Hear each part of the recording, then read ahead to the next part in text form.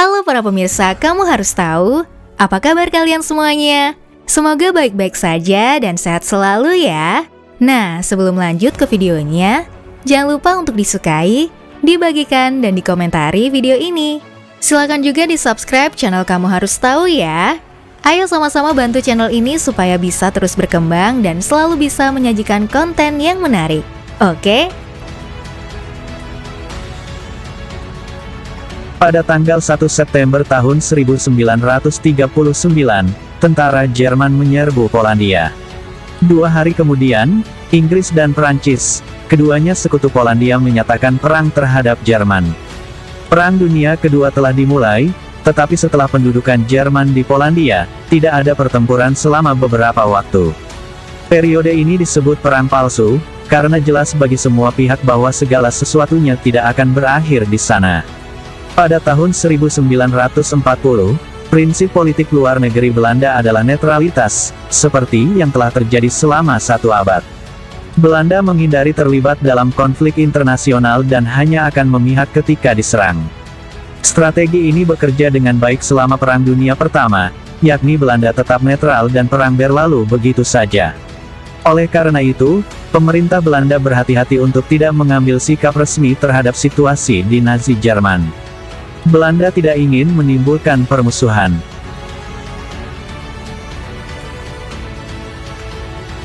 Serangan yang direncanakan ke Belanda adalah bagian dari rencana serangan yang lebih besar yang nama kodenya adalah Falgel.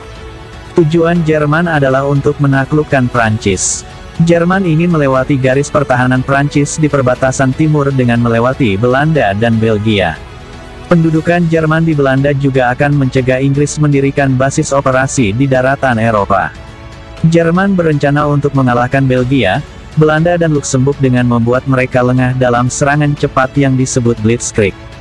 Pada tanggal 10 Mei tahun 1940, pengamat Belanda melihat pesawat pengebom dari Luftwaffe terbang ke arah Laut Utara. Belanda mengira bahwa Jerman sedang dalam perjalanan ke Inggris. Setelah melewati laut, pesawat tersebut berbelok dan terbang kembali untuk menyerang Belanda. Belanda sedang berperang.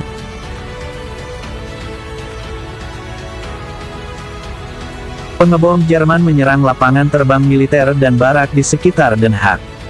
Pasukan terjun payung turun dan pesawat-pesawat Jerman menurunkan tentaranya yang mengharapkan kemenangan cepat dengan menyandera Ratu Wilhelmina dan pemerintah.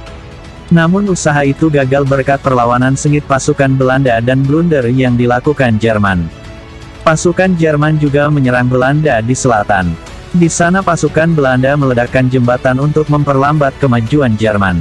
Di Grebbeberg, pasukan Belanda bertahan melawan pasukan Jerman selama 3 hari. Garis pertahanan ini sebagian terdiri dari tanah yang tergenang air dan untuk sementara waktu memperlambat kemajuan Jerman. Meski begitu, garis Grebbe jatuh pada tanggal 13 Mei.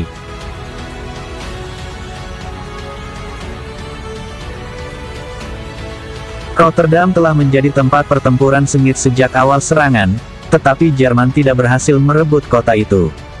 Pada tanggal 14 Mei tahun 1940, Jenderal Jerman Smith menyampaikan ultimatum kepada komando Belanda, jika Rotterdam tidak mau menyerah maka kota itu akan dibom. Jerman kemudian mengancam untuk mengebom Utrecht juga. Sadar akan situasi yang semakin memburuk, Belanda akhirnya menyerah. Di sebuah gedung sekolah di Risoort, Jenderal Belanda Winkelman menandatangani perjanjian kapitulasi pada tanggal 15 Mei. Kekalahan itu terasa berat bagi militer dan warga sipil Belanda.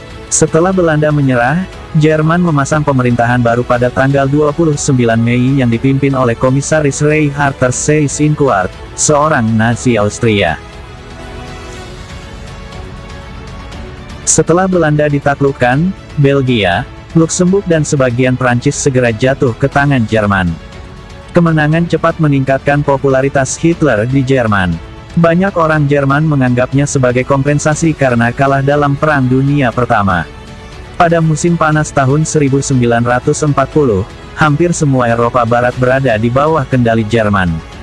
Hanya Inggris yang masih bebas, tetapi tampaknya tidak terbayangkan bahwa Inggris akan dapat membebaskan Eropa dalam jangka waktu yang singkat.